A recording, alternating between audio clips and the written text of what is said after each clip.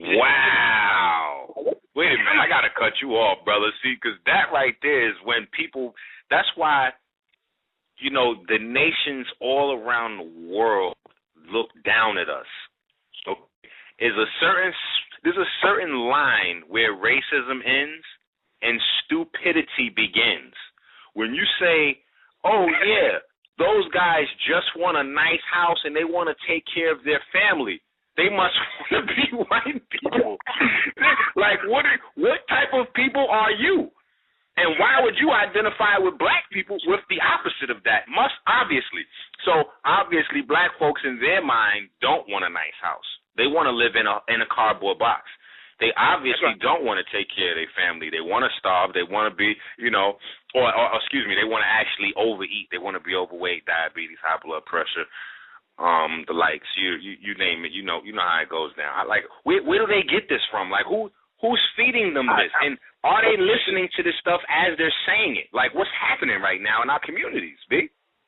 Listen, it's the spirit of poverty and feeling downtrodden and feeling oppressed and feeling like you can't come up. In the same comment, it says, all of this is a distraction. The enemy is at hand. Hold on. Listen, this kill the white man stuff is crazy because it actually has people talking like they got grenade pins and the jackets where they ready to just bust their gun and bulletproof vests and bomb-proof cars and tanks. I'm like, hold on, you with this enemy is at hand stuff is kind of out of control here. You're I'm diverting people's attention from you because you over here talking about the enemy is at hand like you got on the freaking mascara under the eye. Well, listen. Let me tell you right now. Let me tell the whole world right now. Listen. White folks, right now, are unbeatable as far as military, period. They own all the weapons. Any weapons that you're thinking that you may have, you purchased from them. They took your money because you purchased at retail, and they made 10 more of whatever you purchased. Okay? There's no way you can win in that arena. Number two, white people are not thinking about you. Period. Who do you think about it, if they locked all y'all dumbass niggas up right now, or y'all all decided to kill Whitey tomorrow morning, and they came in and started laying y'all down, like they would be upset about that. They would have nobody to pump their gas. They would have nobody to flip their burgers. They would have nobody to cook their food. They can't cook. Like, there's a place for you right now if you just want to be unsuccessful. That's fine. They've even brought new niggas in. That's what the whole thing about the Mexican border is. You're not even a nigger anymore. Right now, you're the free slave that still wants to live on the plantation because you don't want to be responsible for yourself. That's real talk. And it's crazy right now. That's right, man. And you got niggas, wait a minute, you got niggas that drink beer, alcohol 4 or 5 days out the week. They smoke weed 7 days a week. They smoke cigarettes every hour, and they talking about fighting somebody. Like, family, knock it off. Nigga, you can't even fight yourself. If you get real excited and you throw a bunch of blows in the air for 15 seconds, you're going to be winded. Like, who are you really ready to fight? I mean, let's stop that crazy talk. You have to retreat. Your pants would be so low if you have to retreat. You're going to So, what we're doing. Oh, my goodness. Yeah, I don't see, no matter what type of fighting style it is, I don't see fighters fighting with their pants around their butt. There's always the shorts, the pants, they're always up. But listen, brother, we got to get Carl in here because the time is ticking down, and we got about 10 hands raised. So before we go to the hands that are raised, because I know a couple of those hands is going to be raised on economics. You already know that out the gate. Hey, brother, I'm trying to get a house right now. Boom, boom, boom. Wait a minute, you said about the prisoners? So I want to get Carl in so Carl can go into what we have all been waiting for, because I'm dying for Carl to get on the line. So let me go ahead and bring Carl in without a moment more hesitation, without a moment to spare. We're going to bring in the producer, Carl Jones, from the hit animated black series, The Boondocks. That's right, he is God. What up? Hey, yo, what's up, man? How you doing? Ain't nobody holding us down, baby. Ain't nobody holding the race down but ourselves. He made it. He's successful. I know it was hard, but he made it to the top, man. No one's holding us down, man. The belief in racism is the number one reason why we don't go nowhere. You believe it exists in a capacity that is not true. So we're just going to keep showing you successful black men and black women so you can get off that whole oppression stuff and the enemy is at hand and you can put down your toy guns, you can clean the black stuff under your eyes, you can get some sunlight, come out your mother's basement, put down the weed, put down the cigarette, and you can go to work. There's no enemy out there really working on you no more. That's right? it. And you're only going to make as much money as the work you put in. So if you're sitting on your couch doing a lot of pontificating, that's not going to amount into anything successful. Okay? Yes. So Carl, what's up, brother? Let's talk to us about the Boondocks, man. How did that happen? How did that come about? Like, start at the beginning for us. Oh, man. Yeah, well, as far as my involvement goes, because the Boondocks was actually created by Aaron McGruder, who started the comic strip in Maryland, before the animated series, and so so I actually, there was a time when I was on the East Coast. I was living in North Carolina, and I packed up everything. Me and my wife packed up everything we had, and we drove out to L.A. and we were just determined to try to find work in television or animation more specifically. So it was kind of crazy. So hold on, let me stop you right there for a second. Go ahead. So y'all was hungry right then at that point, basically. Y'all just packed up like, look, we're gonna make it. Get rich or die trying, basically. Y'all was bumping that 50 right there. Let me tell you, before I came out here, I sold everything under the sun, man. Like I was hustling. I was selling bootleg movies, CDs, clothes, socks, drawers, anything I could get my hands on. And and the last time I actually was out on the street selling shit, it was like, I remember it was a Saturday night. I was at a convenience store that was behind the projects, like 2:00 in the morning, and some dudes ran up on me and shot up my van because I had my stuff set up like right in front of my van. And I don't know if they got a bad movie or what, but they shot up the van. And I remember I came home, and I was I sat on the edge of the bed, and my wife was like, "What's going on? What's wrong?" And I told her, I said, "Yo, these dudes just shot at me. I'm out here selling movies and shit, and they, somebody just shot at me." So she was like, "All right, that's it." Do you think those guys that shot at you were white men wearing ski masks? Or do you know? These were the niggas. Oh my goodness! Oh my goodness! Yeah. But yeah, so my wife was like, we gotta get out of here because my dream has always been to I always been writing, I always been creating characters and developing ideas for TV shows and things of that nature. Like, I would come home 2 or 3 o'clock in the morning and I'd get to work on, writing, for another couple of hours before I go to bed. And it was just a passion, you know what I'm saying? And I was doing it when I wasn't making any money. So, we decided that was the last straw, man. It was like, what am I going to do? I mean, it was a dead end, so we literally packed up everything. We moved out here. And the crazy thing is the second day we were in L.A., we were driving around just trying to get familiar with the area because we'd never been to L.A. before. And I remember we saw a street called Melrose. And the first thing I was thinking was, the TV show Melrose Place. So I'm like, let's turn down Melrose. We took a turn down Melrose, and I saw Aaron McGruder walking down the street. I literally jumped out the car because, to me, like he was, more importantly than anybody else I would want to run into, any celebrity, like he was somebody that was doing what I wanted to do. So, I hopped out the car, and I had a conversation with him. I was like, yo, I do what you do. I was trying to rob him. So I was like, yo, I do the same shit you do. And he's like, okay. And so, for some reason, he ended the conversation, man, and one thing led to another. We exchanged information, and I sent him some samples of my work and some of the stuff that I wrote because I'm also an artist, too. So, I was into drawing and writing, and my, the first thing he did was he had me help him out on the comic strip. And this was during the time of the pilot. Now I want to take a step back because right before I moved out to L.A., actually my very first job in animation was developing it's funny you mentioned State Property because I was developing a cartoon with Beanie Siegel and State Property, and it was called The Playpen, and it was basically the State Property group as babies that were living in a daycare center that was like a correctional facility. You know what I'm saying? And So we were developing that, and then Beans got he got locked up for attempted murder. So that kind of killed the cartoon, no pun intended. And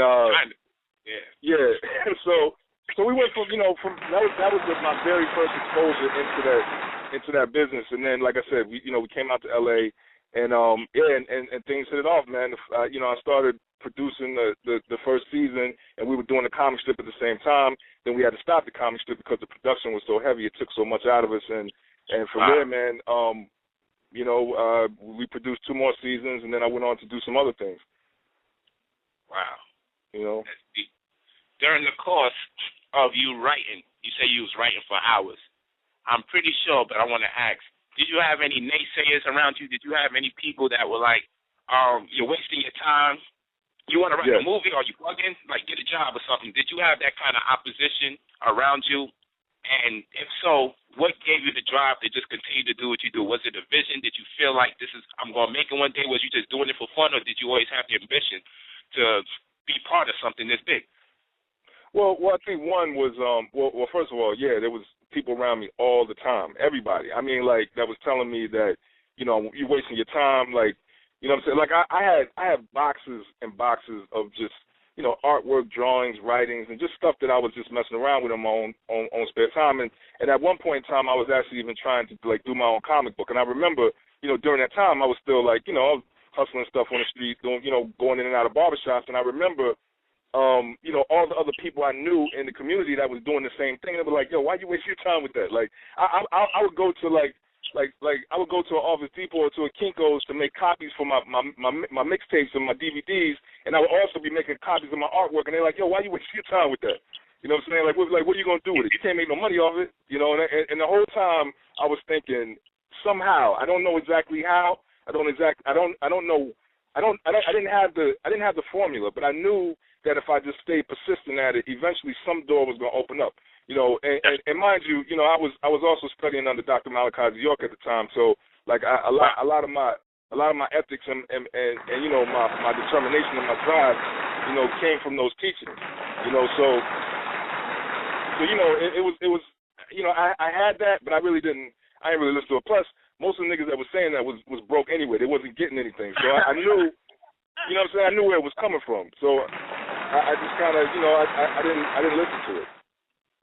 Wow, I think it's amazing that you even mentioned the master teacher's name, because I wasn't going to put you under that scrutiny, because I embrace what you're doing, and we should support you just because the work is all wise, right, and exact. But I do appreciate the fact that you even said his name, because his name has been a name that, on account of just straight up, it's hot. And I was like, I'm sitting over here thinking the same thing. Like, you know what? We just gonna let the brother live. We ain't gonna mention Pop. We gonna keep it. Oh my goodness. We love you now for real. You family for real. You family. I know the scrutiny, man. I know the scrutiny, and we need to keep people successful. So that right there is revolutionary in itself. Because the only person I know that would even go hard like that, I know Bam go hard, Bam Bada. He's going to be out there. Shout out to Africa Bambaataa. He's going to be there March 25th when I'm in Brooklyn, New York, celebrate my 2nd year anniversary. Shout out to Prodigy. We try to get some things going with that brother over there. Y'all can expect to hear him very soon. And he definitely go hard and put things out there as well. So, again, we appreciate that just on the strip, not just because it's Doc, but just because many of us that are actually putting grooves into the entertainment and music industry come find out a lot of these people have actually been touched by one of the many great leaderships of the black community. Maybe not the ones socially accepted by the school curriculums, but definitely amongst the immediate community that really is trying to thrive in poverty. Many of our most brilliant minds. Marcus Garvey, Drew Ali, Clarence the 13X, Elijah Muhammad, Farrakhan. A lot of our freedom fighters gave birth to the minds that have excelled in society today. So whereas a lot of people may look at you and say, man, but we don't feel that brother. Man, he's successful. He's doing his own thing. He don't deal with the community. But you are living proof. You're the work manifested. You are a testament to when you start getting that right knowledge, what you can do and how you can thrive in society. Now, wait a minute. Let me tell you. Wait a minute. I got a couple of questions, though, for you with that. Can I say something? Let me just say something real quick. Just real quick. The very first promo that we ran for the Boondocks. I don't know if anybody remembers this, but it was a short 30-second promo, and basically Huey, he was dressed in military green army fatigues, and he steps up to a microphone at an all-white garden party, and he says, and this was the whole promo. He said, Jesus was black, Ronald Reagan is the devil, and the government is lying about 9/11. Thank you for your time. I remember that like I'm watching it right now. I remember that. That was the promo, and that was and you know, and at the time when I sent it in, I honestly did not believe that they was going to air it. You know, but man, I'm telling you, but you know, the key is just real quick. The key is if the show is good and people are watching it and it's entertaining, then you know it's not. I mean, of course, you know, there's times where you got to kind of fly stealth with certain information, but at the same time, they're not taking any of that serious because it's a cartoon. They're not taking. No one's looking at it under the real. You know what I'm saying? Like it's. There's a lot of stuff we get away with because it's a cartoon. We got you. You know what I'm saying? We definitely got you. You killing them out there, man. I mean, you're a blessing, man. I knew you was a blessing from day one when I first started chopping it up with you, but man, right now where I'm at, man, the whole hood better support, man. Like if you're one of them cats. Wait. Hold on. If you're one of those guys that's busting your gun every New Year into the sky, and we're not condoning it, but put one out there in the sky for my man Carl over here next New Year because I love you, boy. You got no sense. My man said, "Buck a shot for Carl Jones." Because I mean, we don't support our own, and that's another question. Have you ever had anybody that believes that you are not connected consciously because of your level of success? Have you ever been misinterpreted as a bourgeois black or someone who just feels like, you know, that has felt that in light of their success they need to disassociate themselves from their community? Have you ever realized that you might have to disassociate yourself from some of the people you might have used to roll with? That was definitely one of my questions right there. I need because not only do we need to answer that, but the whole community needs to understand that. Especially you know, and listen, I got love for all my Nawabian community. You know what I'm saying? But you know, at a certain point in time, you know, there was. I mean, you had people that supported, and then you had a lot of questioning, like, you know, how could you be a part of a show like that? You know, or be a part, not only be a part of a show like that, but also questioning being a part of this system, quote unquote. You know, or you know, that's right. Like, why would you want to be a part of an all-black show that's mad successful, that's going to help you make money and feed your kids? Right. Why would you want to do something like that? Exactly. The hell are they getting this? Where do they get this from? Like, what script are they reading? Like, I don't understand these people. Like, what are you talking about, family? Like, what's happening right now? Yeah. Yo, no one knows who's talking about this and where's it coming from, but it definitely is spreading, and that's why the community has a tendency to say they. Like we said, you know what they say. You know what they're saying now, right? You heard what they said. No one exactly knows who they are. Yo, they is busy as they never go to sleep. They are responsible for all this confusion. I want to ask Carl Jones, when he gets a good time to sit down, we want to ask Carl Jones, the producer of the Boondocks, we want to ask him, when you get a chance to sit down and read a good book, can you give us one of the authors that you read from? Definitely Brother Polite. All right. No, you know what, man? I'm gonna tell you, like I feel like the past 3 or 4 months, that's all I've been reading. I mean, you know, when I came across Brother Polite on YouTube, I mean, it blew my mind because I was actually on YouTube just like looking at a lot of the other like conscious videos that's online because I found a lot of his humor. We want to continue right where we left off when our brother Carl Jones was talking about the author Nasu Amunre Sinetumre. We want to know, what about the books? You said you've been reading for as far as the last 4 months are concerned. 2 years. What is it about? What about these tomes? What about these books by myself, of course, Brother Polite, really caught your interest?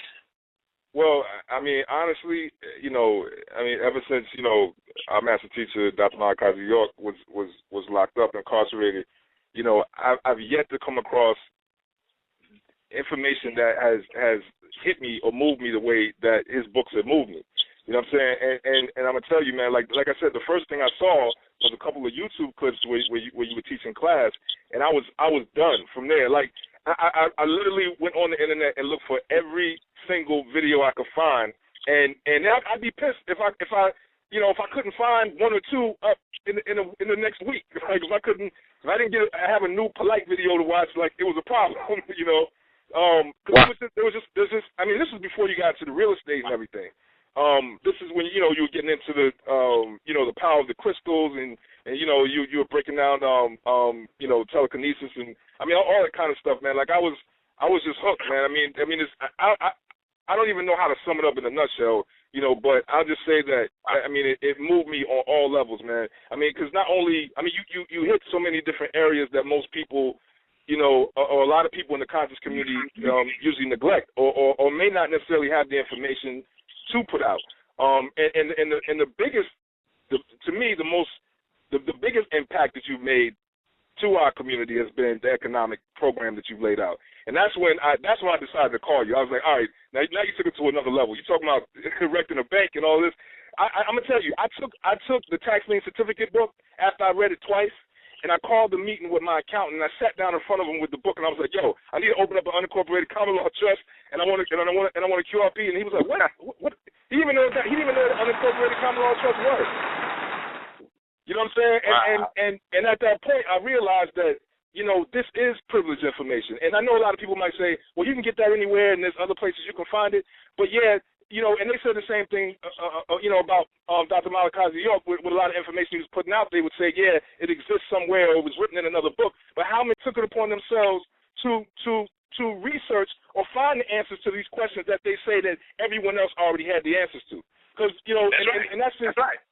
Yeah, because right. I hear brothers, I even hear brothers bring, poisoning your name, trying to bring you down too. And every time I hear that, I gotta say something, man, because it's, usually the people that are talking about you aren't doing anything.